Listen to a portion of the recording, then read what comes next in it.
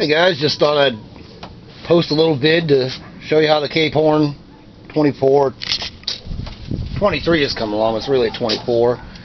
There's the HGS 10 with the gauges spread across that way. Before I had to make this little starboard panel and really kind of squeeze those gauges in there, but it works pretty well. That hole is going to be a 12-volt outlet with a gauge plug. It used to be a depth sounder that went belly up a long time ago. The overhead box, just a stereo in there and a fuse block. That's it. Nothing else. Or a iPod plug.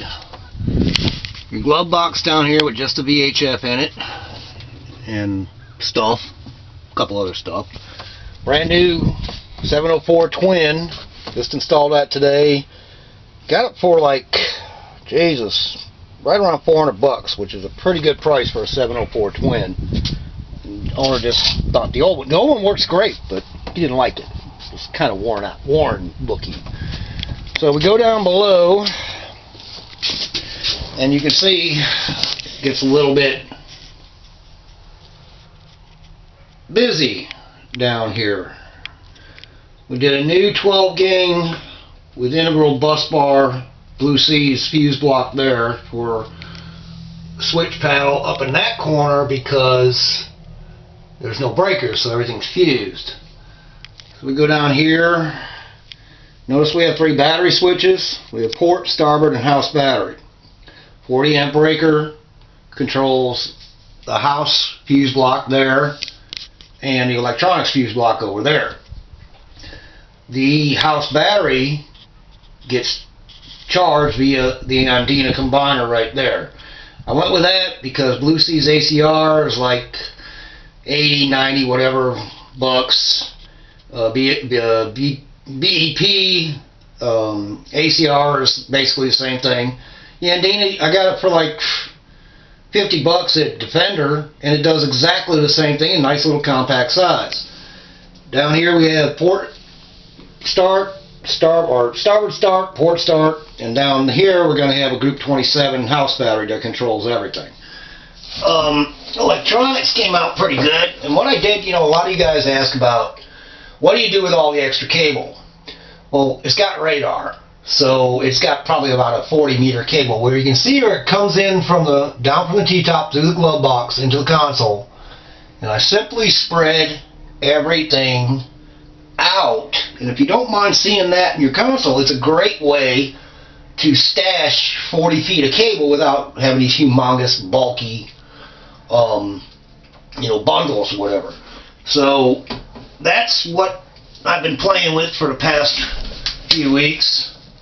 It's been a lot of fun. I'm almost finishing her up, and when I get done with her, oh, this is an interesting thing. You guys ever installed a twin Yamaha binnacle? You know it comes with a big, bulky pigtail on it that simply plugs into the two trim and tilt plugs, port and starboard trim and tilt plugs. So I bonded a piece of PVC board right there simply to deal with the twin binnacle wiring. I mean, Yamaha rigging is a pain in the ass, plain and simple.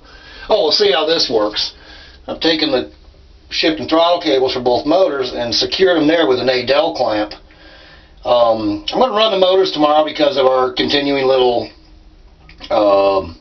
does an HPDI piss when it's on the muffs. We'll see tomorrow. But anyway, that's where it's got structure scan. It's got Sirius weather, radio, and all that stuff. So we'll see how it goes. That little Andina right there, I tell you what, if you guys want to get a cheap combiner isolator, go with that. But that's one of my mainstays there. 40 amp Busman surface mount breaker. Fed from the house battery switch, and then it feeds both the upper fuse panel and the electronics fuse panel.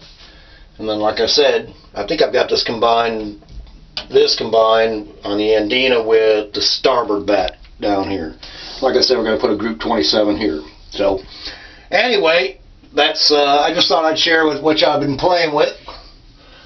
I think that I just simply bonded the Lenco box. It's an old Lenco box, much smaller than the newer ones, right to the inside of the console, and that came out real well. I was pleased with that. But anyway, back of the Lowrance unit. That HDS10 is a nice unit, but yes, it is a bit pricey. So anyway, as you can see over here, I've got PVC board again, simply to hold rigging, simply to secure rigging. Yamaha comes with a ton of extra rigging, extra wiring. I could cut it all out and splice it and then really get rid of a lot of stuff, but then you've got a ton of butt splices everywhere.